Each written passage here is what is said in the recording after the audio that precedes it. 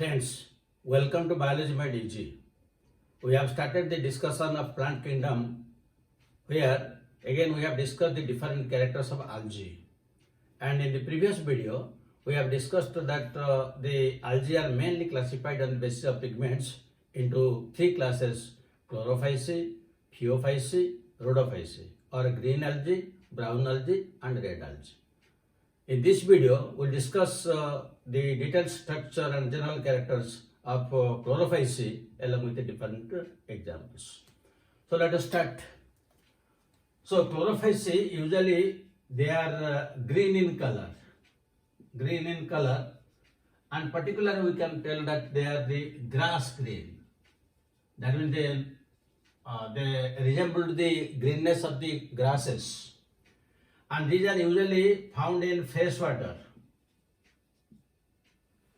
And if you come to the thallus structure, we have discussed the detailed thallus structure in the general characters. Usually, the members of a chlorophyceae, they may be unicellular. So there I have given the example of a Chlamydomonas and chlorolam. Then they may be colonial.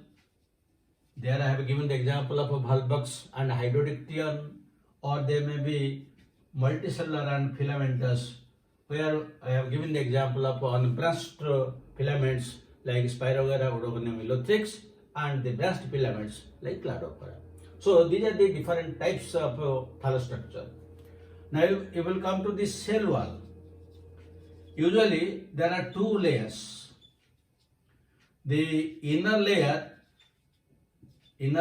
is cellulose, while the outer layer is made up of pectose.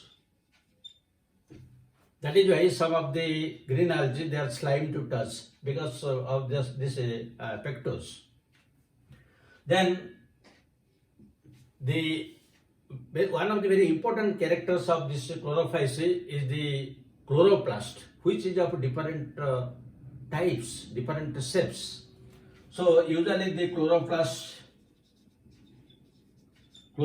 are, it is cup shaped in case of Chlamydomonas. It is spiral or ribbon shaped in case of Spirogyra. It is reticulate in case of Odogonium. Then it may be girdle shaped.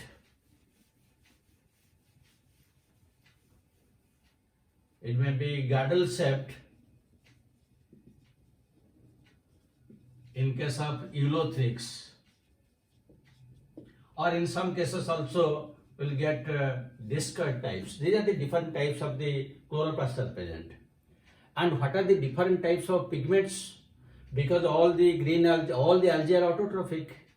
That means they are photosynthetic. So the different types of pigments are photosynthetic pigments, usually chlorophyll A, chlorophyll B, carotenoids, and xanthophylls. These are the different types of pigments. Then within the chloroplast, there's one very important structure, that is spiranoid. Suppose let us the structure of one Chlamydomonas, which is unicellular. This is the Chlamydomonas structure. Then we'll find there is a large cup-shaped chloroplast like this. This one the chloroplast, and here we'll get a nucleus. This is the nucleus, and there are two flagella like this. So this is the structure of Chlamydomonas. Now in this cup-shaped chloroplast, here there is one pyrenoid structure is there. This is the pyrenoid.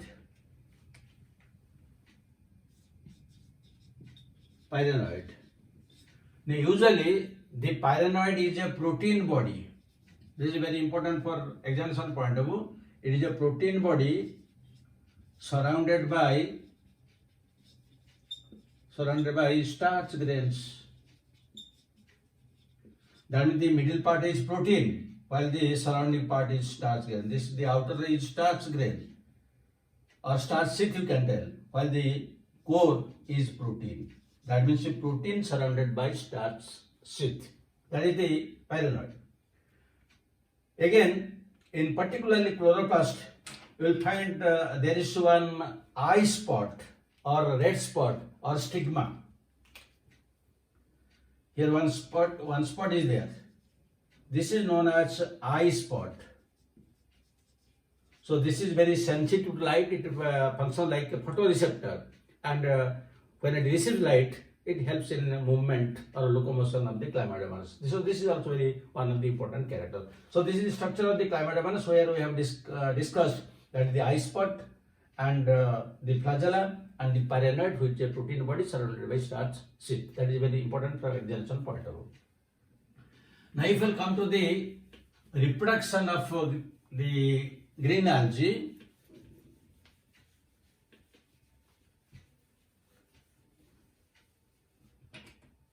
so usually it may reproduce asexually. Reproduction. It may reproduce by vegetative, asexual and sexual methods. So the vegetative method is usually by means of fragmentation. And the asexual reproduction is usually by means of motile zoospores. Motile zoospores produced inside zoosporangia. Inside zoosporangia. They are motile zoospores. And usually in most of the green algae, how these the spores are, the flagella arranged. Suppose this is one zoospore. So in the apical part, the number of flagella, it may vary from 2 to 8. They are apical in position and they are equal. Equal means both are of a whiplash type. Both are whiplash type, equal. That means we can call this type of flagella as isokont, means similar. So this is one of the very important characters, and this also we have discussed in the classification, the tabular form we have discussed this. So usually the zoospores which are produced, they have usually two flagella, apical in position, and they are equal in all respects. This is how they reproduce by means of motile zoospores. But sometimes some cases will get aplanospores. Aplanospores means they are non-motile and thin-walled. These are motile or these are non-motile. And in some cases also you will get hypnospores. Hypnospores means thin, thick-walled and non-motile. Thick-walled and non-motile. And these are usually formed under unfavorable conditions. Then next you come to the sexual reproduction. So sexual reproduction usually takes place by formation of gametes. Now depending upon the behavior of the gametes, the sexual reproduction is of three types. The sexual reproduction, it may be isogamous. When is the isogamous? When both the male and female gametes are equal in size and both are motile. That is, these two are similar, so they are known as isogametes. And here the example is Chlamydomonas divarianum. And the second example is Spirogyra. But in Spirogyra there is one important difference. In case of Spirogyra, both are same, but they are non-motile. They are same in size. That means non-motile isogametes. That is why this is very important from all examination point of view, Spirogyra. So this is isogamous. Now if the male gamete will be smaller and motile and the bigger one, the female one will be little bit bigger and less motile, this is known as anisogamy. This is anisogamy, and this is usually found in case of Chlamydomonas brownie. Plants of brownie. And the third type is oogamy or oogamous. In case of oogamous, the male gamete is smaller and motile, while the female one is non-motile and bigger in size.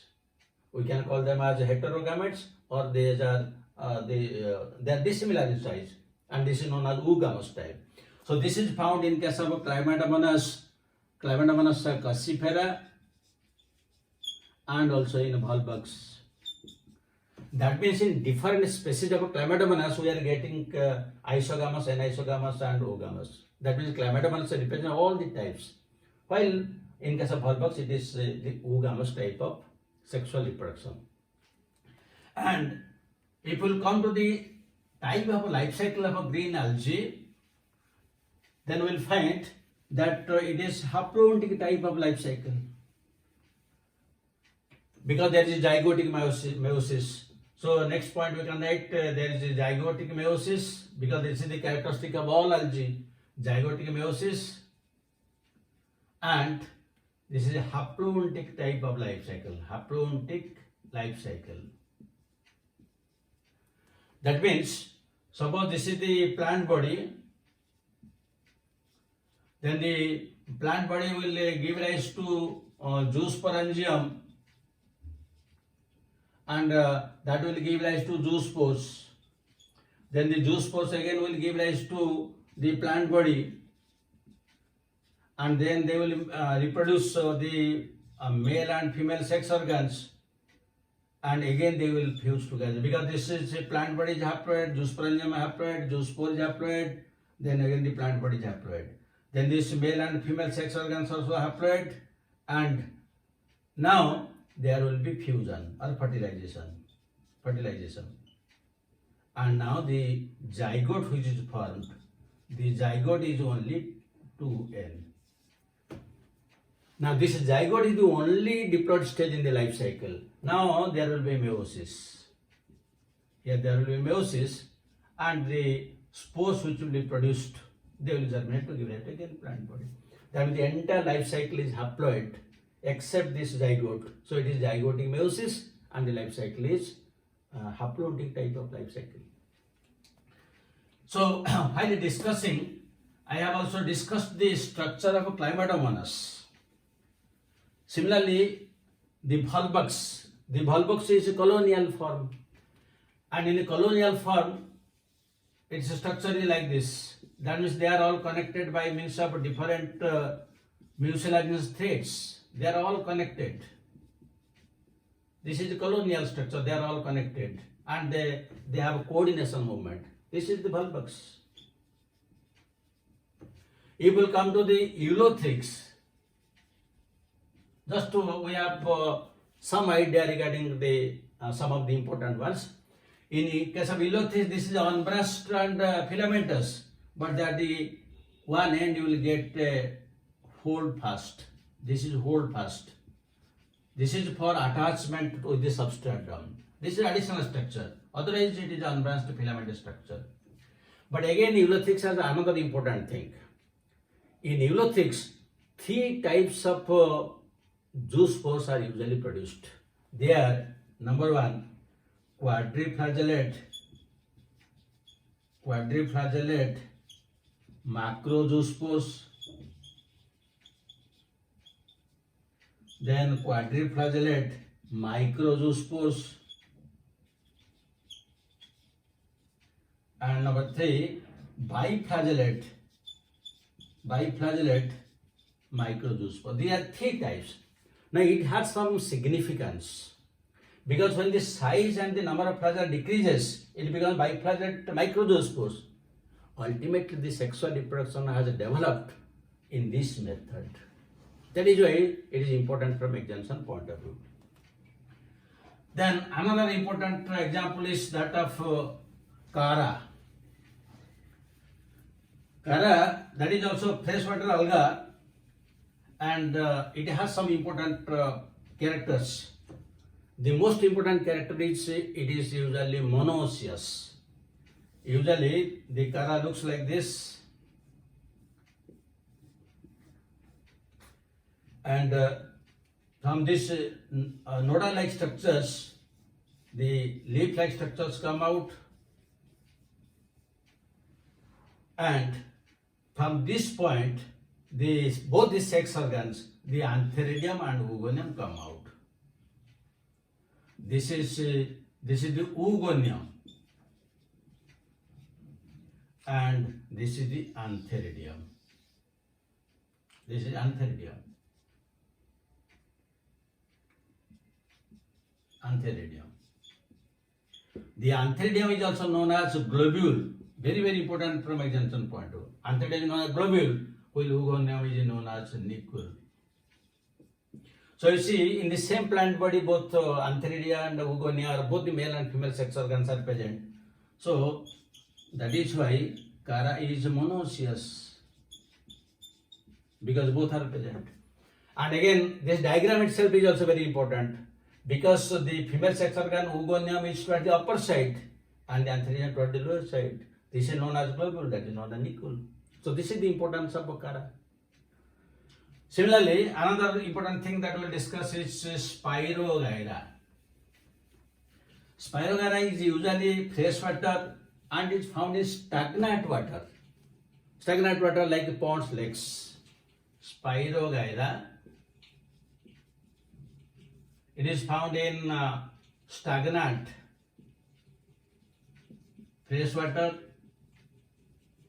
It is also known as pond scum. Pond scum or pond silk, because it is very slimy to touch, and it is also sometimes known as summer alga. Now usually this is unbranched filamentous structure. But one of the very important characteristic of the Spirogyra is, suppose this is one filamentous structure and this is one cell.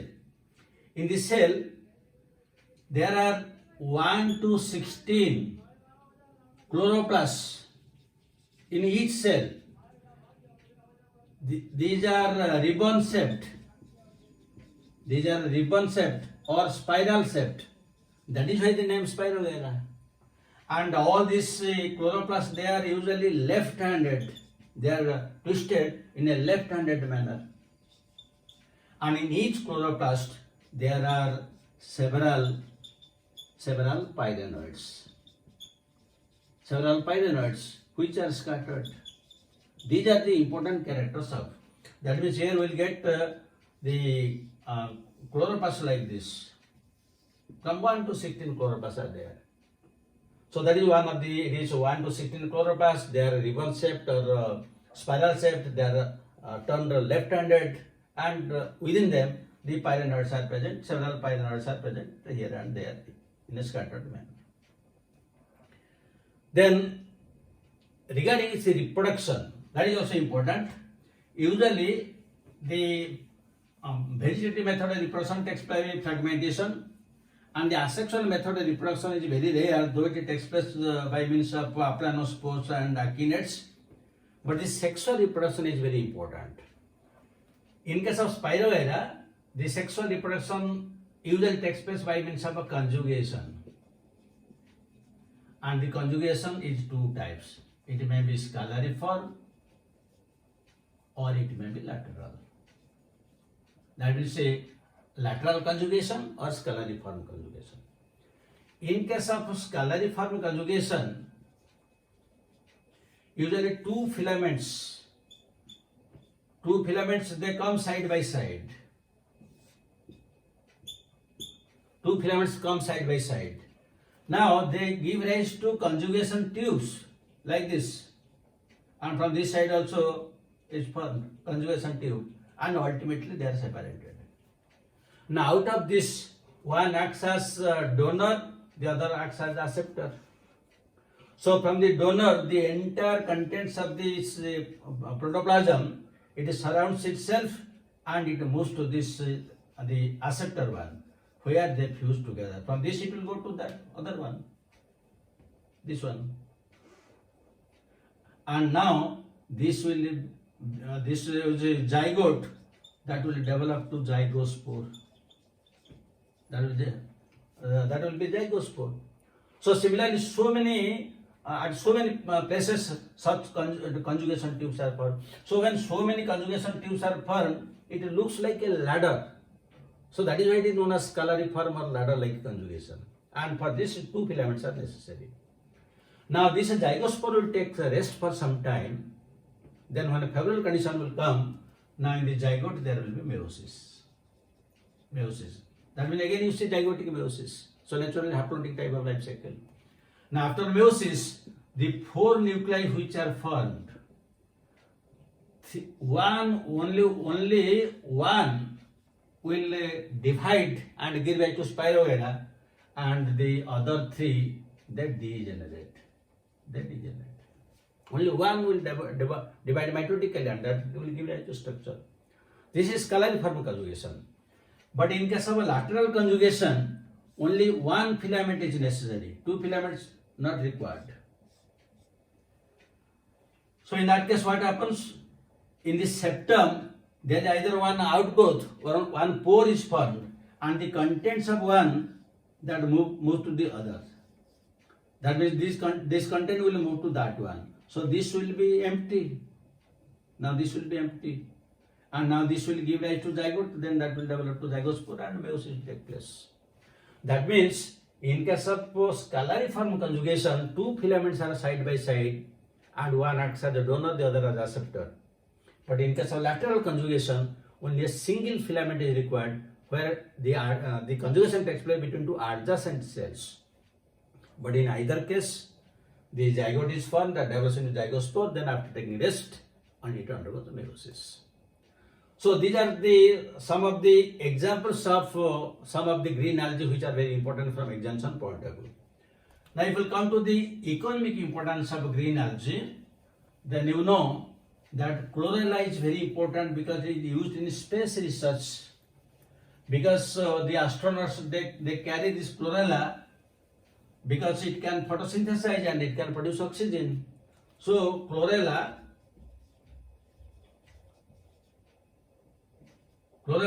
it is used in space research. That is very important. Then again you will find that the spirogyra usually it blocks filter paper, blocks not filter paper, but blocks water filter.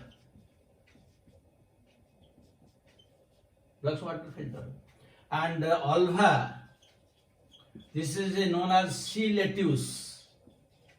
So this is quite edible. And some of these algae, they undergo symbiotic relationship to give rise to lichens, and also some are present in sloth beer. So this is the economic importance, and these are the general characters of CHLOROPHYCEAE with different types of examples like Chlamydomonas, bulbux, Ulothrix, Spirogyra and Chara, which are very important. Then let us discuss questions.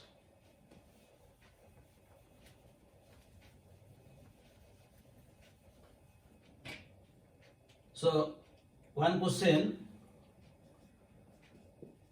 pyrenoids are HOS proteins surrounded by proteins, B choice proteins surrounded by starch,